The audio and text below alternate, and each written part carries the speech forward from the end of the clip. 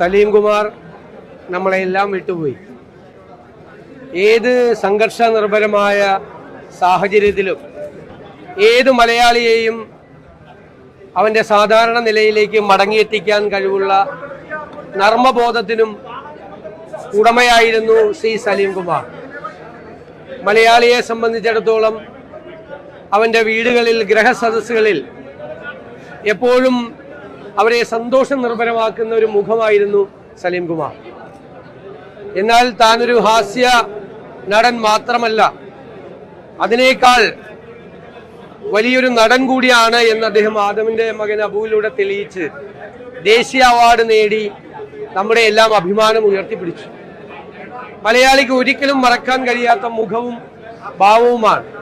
നമുക്കറിയാം, നമ്മുടെ സാമൂഹ്യ മാധ്യമങ്ങൾ വന്നതിന് ശേഷം സാമൂഹ്യ മാധ്യമങ്ങളിലെ നിറം ചാർത്തിയ തമാശകളുടെ എല്ലാം കൂടെ സലീം കുമാറിൻ്റെ തമാശ കൂടി ചേർത്തിട്ടാണ് ചെയ്യുന്നത്. കാരണം മലയാളിക്ക് ഹാസ്യം എന്ന് പറഞ്ഞാൽ അതിലൊരാൾ പഴയ തലമുറയിലെ അടൂർ ബാസിയെയും ബഹദൂറിനെയും പോലെ മലയാളിയുടെ ഒരു പുതിയ കാലത്ത് സലീം കുമാർ അതിൻ്റെ കൂടെ ഉണ്ടായിരുന്നു. എനിക്ക് വ്യക്തിപരമായ നഷ്ടം എന്ന് പറയുന്നത് എനിക്കൊരു സഹോദര തുല്യനായ ഒരാളെയാണ് അക്ഷരാർത്ഥത്തിൽ നഷ്ടപ്പെട്ടിരിക്കുന്നത്. ഞാനിവിടെ തെരഞ്ഞെടുപ്പിനും മത്സരിക്കുന്ന കാലം മുതൽ, പറവൂരിൽ വന്ന കാലം മുതൽ അദ്ദേഹവും അദ്ദേഹത്തിൻ്റെ കുടുംബവുമായിട്ടുള്ള വലിയ ആത്മബന്ധമുണ്ട്.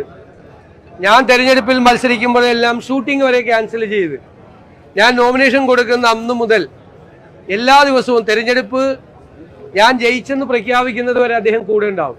അത് കഴിഞ്ഞിട്ട് പോവുള്ളൂ എവിടെയും, പിന്നെ കാണില്ല. പിന്നെ ഞാൻ അങ്ങോട്ട് വിളിക്കണം, ഇങ്ങോട്ടൊരാവശ്യത്തിനും വരില്ല.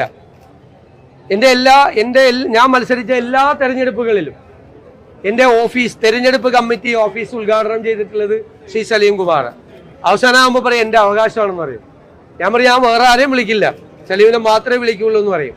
അത്രമാത്രം നല്ല ഉറച്ച രാഷ്ട്രീയ ബോധ്യം, ഏത് തിളച്ചുമറിഞ്ഞ കാലാവസ്ഥയിലും തൻ്റെ ഉറച്ച രാഷ്ട്രീയ ബോധ്യത്തിന് ഒട്ടും വെള്ളം ചേർക്കാത്ത ഒരാൾ കൂടിയാണ് എൻ്റെ സ്നേഹിതനെന്ന് എനിക്ക് അഭിമാനമുണ്ട്. അതിലൊരു വിട്ടുവീഴ്ചയില്ല. പഠിക്കുന്ന കാലം മുതൽ അവസാന ശ്വാസം പോകുന്നത് വരെ ആ ഉറച്ച രാഷ്ട്രീയ ബോധ്യത്തിൽ, ആ ഉറച്ച കോൺഗ്രസ് ബോധ്യത്തിൽ നിന്നു എന്നുള്ളതാണ് അദ്ദേഹത്തെ വ്യത്യസ്തനാക്കുന്നത്.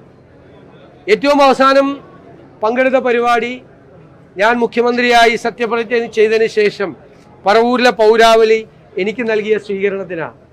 അതിനു മുമ്പ് ഞാൻ പങ്കെടുക്കുന്നത് കൺവെൻഷനിലും തെരഞ്ഞെടുപ്പ് കാലത്ത് എല്ലായിടത്തും ഉണ്ടായിരുന്നു. തെരഞ്ഞെടുപ്പ് വന്നാൽ എൻ്റെ വീട്ടിലോ തെരഞ്ഞെടുപ്പ് കമ്മിറ്റി ഓഫീസിലോ ഉണ്ടാവും. അത്രമാത്രം ഹൃദയബന്ധമാണ്.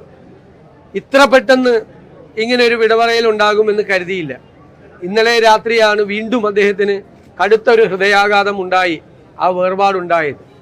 ഞാൻ കുടുംബത്തിനോടുള്ള ഔപചാരികമായ ദുഃഖം പ്രകടിപ്പിക്കുന്നില്ല. കാരണം ആ കുടുംബം എൻ്റെ കൂടെ കുടുംബമാണ്, ഞാൻ കൂടി ആ കുടുംബത്തിൽ ഉൾപ്പെട്ടതാണ്. അവരെ എല്ലാവരെയും ഞാൻ ചേർത്ത് നിർത്തും, ഞങ്ങളെല്ലാവരും ചേർത്ത് നിർത്തും. ഒരു കാര്യമില്ല, ഇവിടെ എല്ലാവർക്കും ഉണ്ടായ പ്രയാസത്തിൽ, ദുഃഖത്തിൽ ഞാൻ പങ്കുചേരും. Subscribe to One India and never miss an update.